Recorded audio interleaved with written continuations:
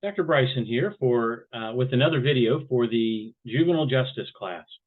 In this particular video, I just want to talk very briefly about a few issues related to juveniles and schools. There are two separate issues that really come into play, that they play off of each other. But the first one is what we call zero tolerance policies. When I was in grade school and high school, there were no middle schools. So I literally went from first to sixth grade in one school and then seventh to 12th grade in another school. This was back in the 70s and very early 80s, literally starting in 1970, going through 1982. But we did not have zero tolerance policies.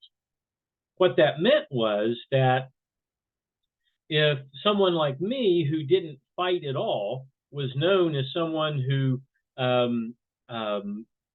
liked everybody, was friends with everybody, if someone like me ended up getting into a fight, the principal would handle that very differently than he would for Johnny. Now, we had several Johnnies in my class, but one of the bullies was named Johnny. Well, Johnny was known for getting into fights with a lot of people. So if Johnny got into a fight, it would be handled very differently than if I did, because the contexts were very different. I'm someone who tried to stay out of a fight, was known for trying to stay out of a fight, for trying to handle things diplomatically. On the other hand, Johnny was known for someone who tried to pick a fight even when there was no reason for it. So two different contexts. So they would be handled differently. In a zero tolerance world in schools, things are always handled exactly the same, and there is no grace given. I have actually seen grade school children, kindergartners, first graders, that had soldiers taped to little toy soldiers taped to their hats for their Halloween costume.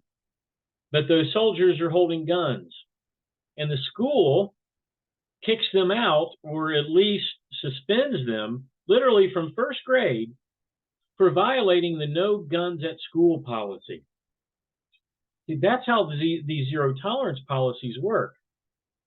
Now, when we talk about labeling theory, which we've already talked about a little bit here, hopefully you've read it, you read about that, you remember it from the chapter on pathways to offending for boys, but labeling theory applies to girls as well. If we have zero tolerance, then we are literally criminalizing very, very minor things. And from labeling theory, we know that individuals are likely then to go from minor offenses to more major offenses if we punish them and label them for minor offenses. But here's the other thing: with zero tolerance policies, we now start to mix folks that are children that are mild, that might have done one tiny thing.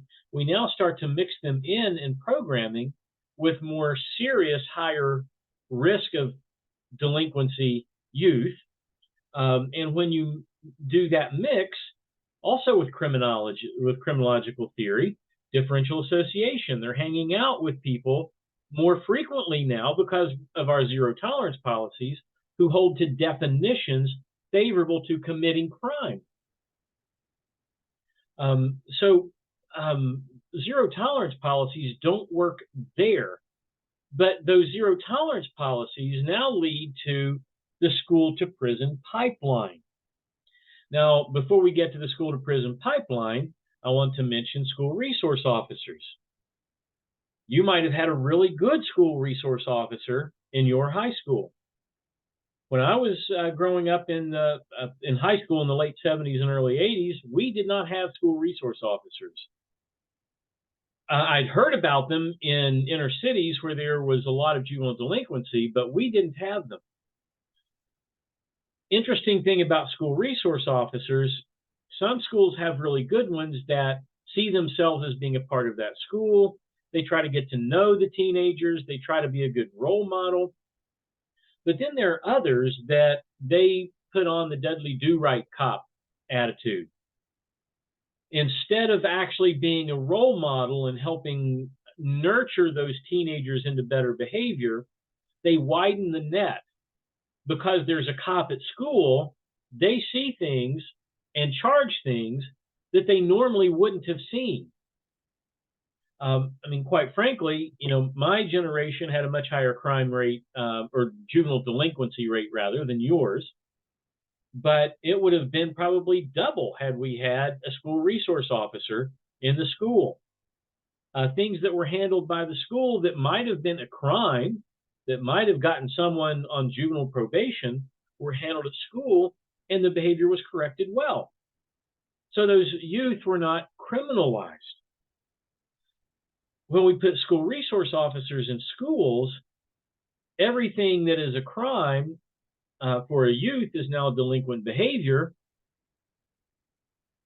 including those status offenses, which are offenses that are only delinquent behaviors because of the youth's age, young age. So you put all of that together, the net widens, meaning that the officer is catching more fish of delinquency. So more and more youth then will be charged with delinquent acts. So we put all that together, and now we have what we call the school to prison pipeline.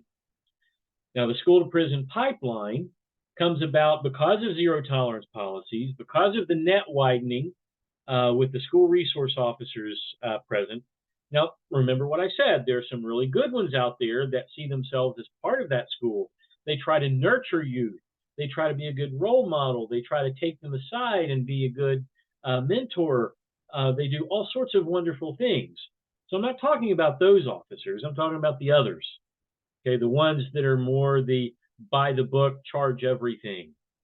So you've got those, but then we add something else that's related to criminal justice, but isn't criminal justice or juvenile justice, and that is standardized testing